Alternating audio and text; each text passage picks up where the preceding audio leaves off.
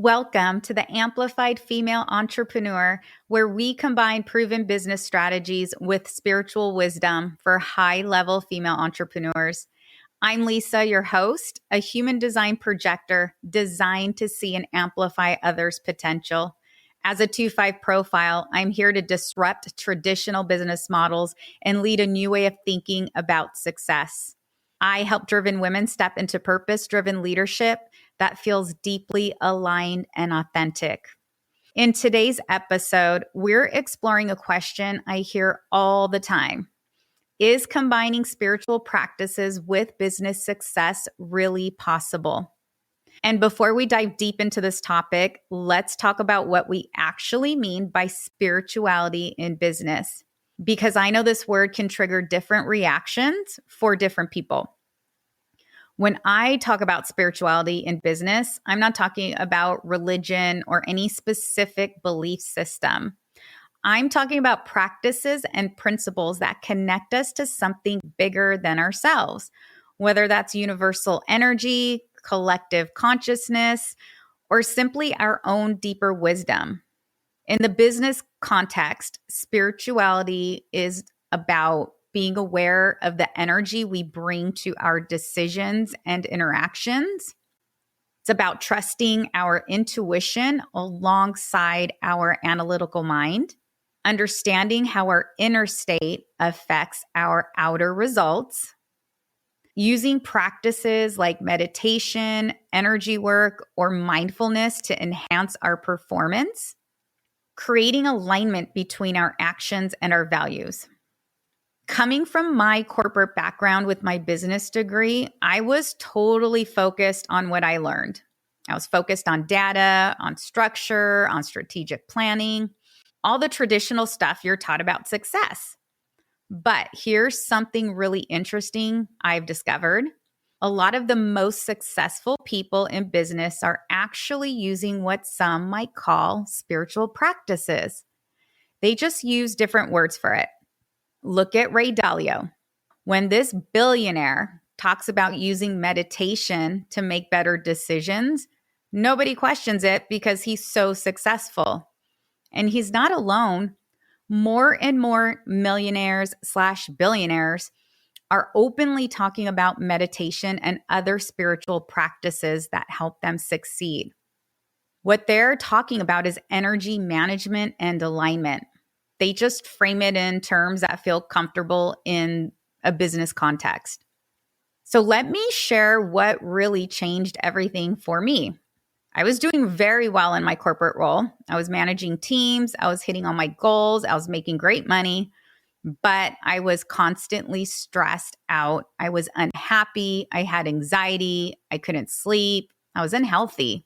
And honestly, when you're that overwhelmed and burnt out, you really can't perform at your best. This is where my journey with spiritual practices began. And trust me, I was the biggest skeptic that you could imagine. How did I get into spiritual practice? Well, it actually found me. What's interesting is random people started coming up to me and talking about my aura and my energy just nonstop. At first, I thought it was really weird. And honestly, it started happening so much that it began to make me really uncomfortable. I mentioned it to someone I felt was older and wiser, so I trusted her opinion. I told her I felt like I was losing my mind, or maybe I'm having a nervous breakdown. And she suggested I go see someone, and she gave me her number. Now, normally I research everything. I really investigate who I'm going to see. But this one time, almost out of desperation, I just made the appointment. I actually thought she was going to be a psychologist. Turns out she was a Reiki master. I had no idea what Reiki was. And I was honestly mad at myself because I couldn't believe I didn't ask more questions. I am more scientific minded, and I thought it was so woo-woo. It was weird, and it just was definitely not for me. I just wanted the session to be over with. But that first session, it completely transformed me. I had visions. I felt energy moving through my body. I remember even crying so loudly because of all this trauma I was holding in my body that I didn't even know was there. I didn't know what happened. I couldn't explain it. But it was so profound that it changed my life, and I had to learn everything I could about it. And it's amazing. After that, I started showing up as a much better leader, a better mom, a better sister, a better friend. My whole life and demeanor completely changed. My way of showing up improved, and everything in my life just amplified and was so much happier and better.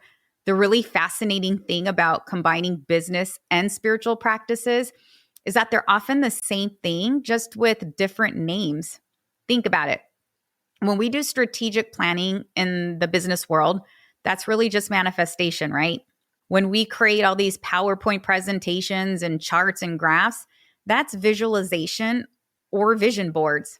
When we talk about company culture and team energy, we're really talking about the collective energy fields.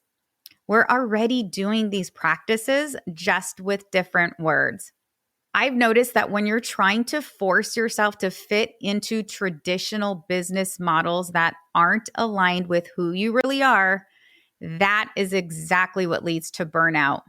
I was so reactive before because I was stressed out. And when you're in that mindset, you're so focused on the problems that you can't see the solutions. It's like this heaviness that blinds you to opportunities. But after working with energy and really understanding and mastering these practices, everything shifted. Instead of being negative and making excuses about why things wouldn't work, I started seeing solutions.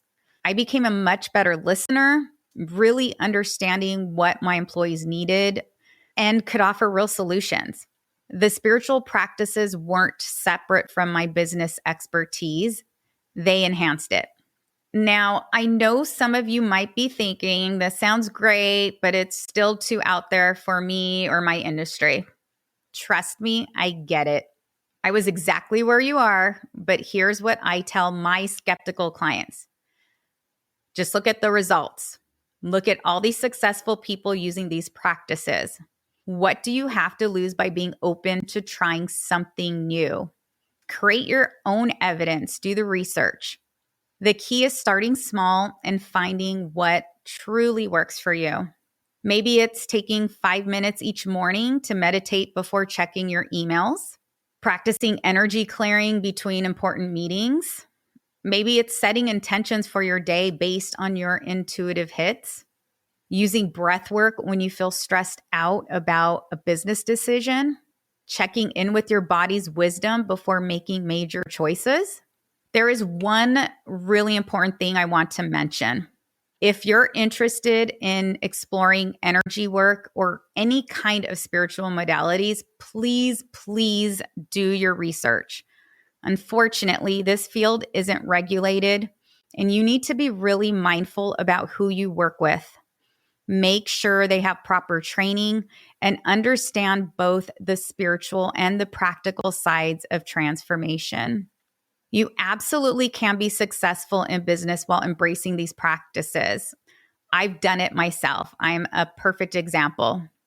You can create abundance by honoring both your business expertise and your spiritual awareness.